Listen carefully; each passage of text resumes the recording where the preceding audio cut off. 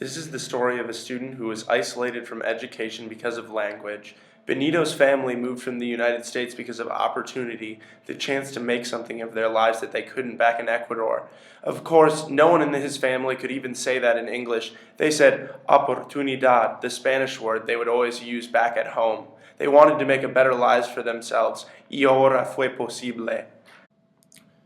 When Benito walked into his third grade class, the first thing he noticed was that no one looked like him. His parents had sent him to a school with mostly white people, gringos, as his mother called them. That's why they have the best teachers, she would say. The teacher led Benito to his seat, speaking to him very slowly in English. Even though he couldn't understand a thing she was saying, Benito smiled and nodded. He didn't want to look stupid on his first day at his new school, after all. During reading time, none of the books in the classroom were very interesting to Benito. All the chapter books had too many English words that didn't make sense, while the picture books didn't contain anyone who looked like someone from his family or back home. While the other kids sat all at their desks smiling and chuckling over whatever they were reading, Benito sat and just daydreamed. Math was exciting for Benito because he thought, finally, something we used to study at school back home that will be the same as it is here in Los Estados Unidos. But this was just the same. When the teacher told the class to take out their books and do problems 1 through 4, Benito was lost again in the jungle of jargon he had never before encountered.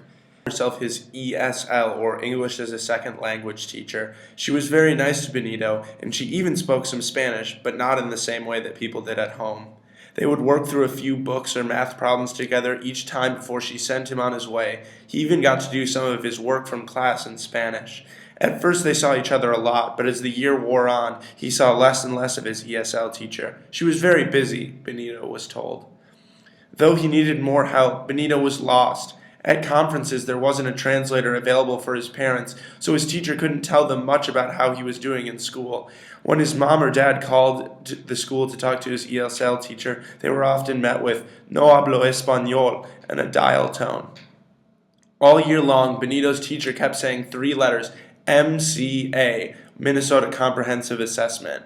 Everything was about that one big test at the end of the year. Make sure you get a good breakfast before, his teacher said. He was very nervous on the day of the test. Even though his English was much better than when he first came to the U.S., he still wasn't sure about most words. When he was finally told he could open his exam booklet, Benito's eyes widened as he saw it was all in English, a language he had under a year of experience with. Even worse, when he raised his hand, he was met with, "I can't help you with this test, dear," from his teacher. The practice he had had all year, bubbling in sheets properly, couldn't prepare Benito for this. Teachers in the U.S. often enter the classroom unprepared to deal with the huge diversity of language skills that they're met with on a daily basis. While some students speak in dialects much different than the teachers, others may speak little English or none at all. These students, like Benito, are monolingual speakers of minority languages enrolled in a submersion model of language learning. And like Benito, they are too confused to engage in the process of negotiation meaning. This means that, assuming the interactionist or sociocultural model of the language acquisition, the students are no longer involved in dialogue, they are simply being baffled. Despite all these problems, few resources go into preparing teachers to serve these students. As in the case of Benito, many teachers are kind to the students in their class that need more help, but may not have the resources or knowledge necessary to integrate that child's learning with the needs of the rest of the class. Viewing language as a problem rather than a right or a resource, many teachers do the worst thing possible. They tend to ignore the problem, limiting the students' interactions that might make acquisition possible. Other classrooms may be in worse situations where teachers are simply ignorant of the needs of students who look and speak differently from their classmates. With teachers already struggling to teach in their own classrooms due to a plethora of reasons, other support in the school is necessary to promote the success of language learning students. English as a second language, or ESL teachers, may exist in a school, but they do not necessarily have the time to aid all students. Furthermore, many students may feel isolated by being pulled away from their friends and peers in class to get special help. Finally, the systems of assessment in place often specifically disadvantage those students who are not familiar with a white, standard form of English. Despite research consensus that it takes years to become fluent in a new language, public schools force students who have been in the U.S. for just a year to take the same standardized tests in English as their English fluent peers. In addition, school systems rarely provide support to language learners all throughout their academic career, with help commonly dropping off after elementary or middle school.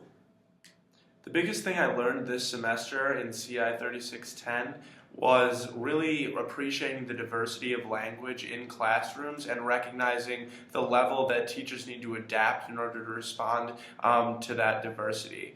And I think for me, the biggest part of the class which really aided in my understanding of that were the class-wide discussions. I thought that the questions which we discussed were really in-depth, and they were the biggest part of me gaining a great understanding of the material. This class was interesting for me because it was all about kind of the organization of like things I already knew, kind of like the organization of common sense. But that organization made it much more applicable to the classroom. So I guess my biggest takeaway would be just kind of the topics of linguistics that we covered, like phonology, morphology, and syntax, and just learning kind of when to teach those and when to apply those to different students and groups of students.